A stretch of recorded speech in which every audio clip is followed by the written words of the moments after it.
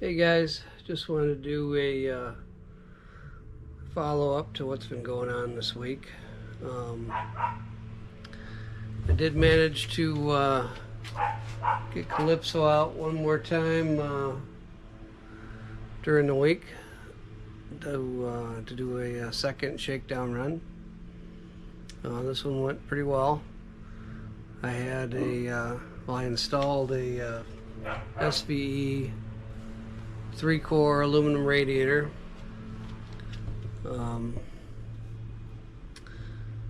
The temperature was a lot better. Barely went past half when I was idling, you know, on the gauge, how it's like right in the middle and you get hot, cold. So stayed right in the middle for the whole ride.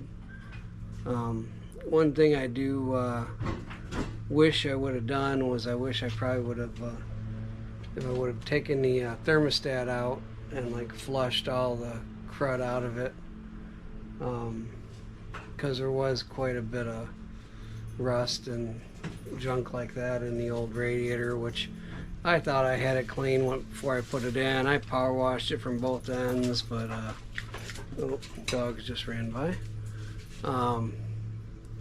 Evidently, you know, once it got hot, it loosened all kinds of crap up. Just kind of flush it around. The reason I know that is because when I put the new radiator in, I just use water and figuring, you know, I just drain it out that way to clean it. And yeah, there's lots of crap in there again. Not as bad, but you know, in the overflow tank, there's like that rusty film, or you know, just wish I would have done that a little bit different, but whatever, hindsight's 20/20. I also messed around with the timing a little bit, talking to a friend of mine who owns an auto parts store in Livonia. He's been running one of these blowers for over 30 years, so a pretty good source of knowledge there. And he said that he runs his timing around 30 degrees total. So he said he just backed his base timing down about 4 degrees and rocked and rolled. So that's what I tried, but it seemed real lethargic at idle. So I spoke with, you know, I've been talking to everybody about, you know, timing and stuff. My friend Kevin, I guess he uses his vacuum advance off idle to bring his timing up. As soon as the engine starts, it comes up.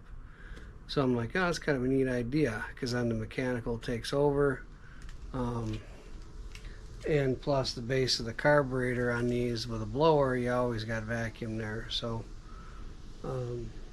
I tried it, but there must be too much of a variation in the vacuum with the rotors turning and all that stuff, because my timing was all over the map.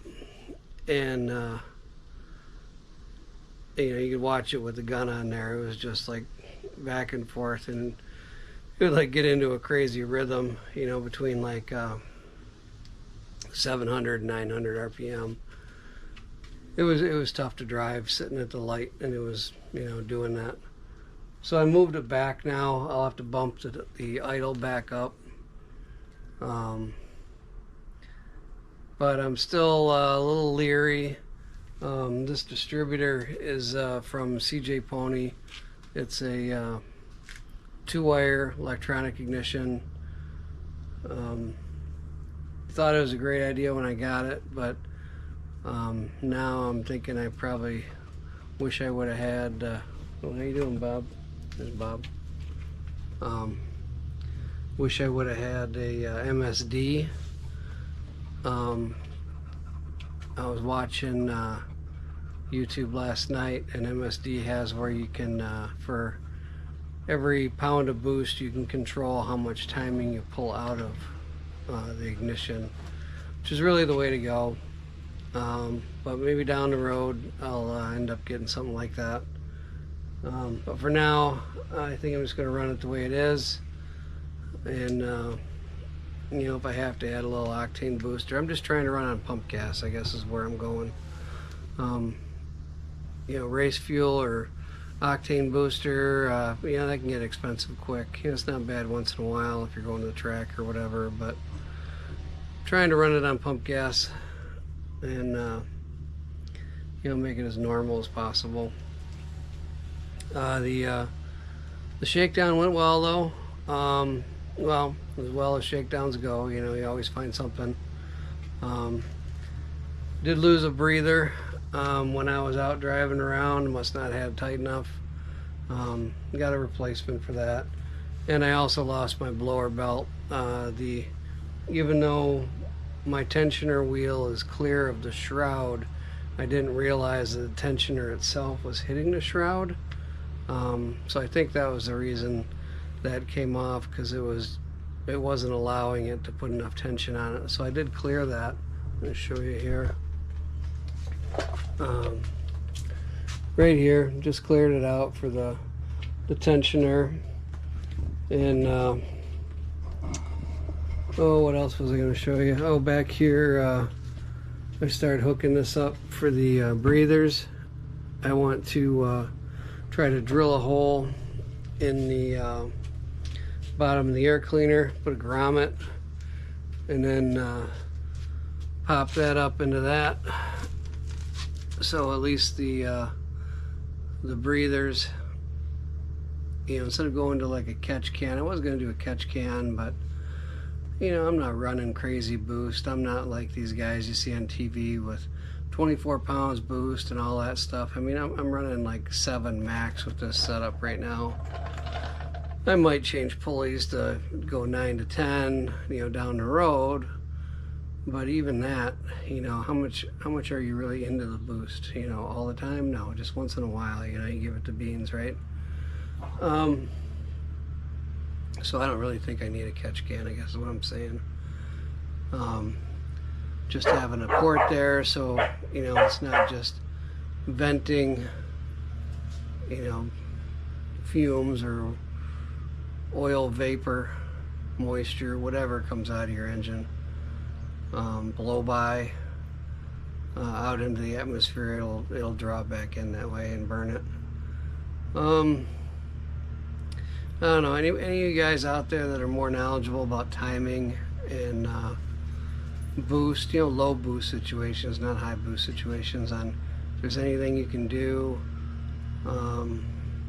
Anybody running one of these distributors and knows what the total timing is, I'd like to bring the car up on RPM and get a light on the dampener and see what total timing I do have.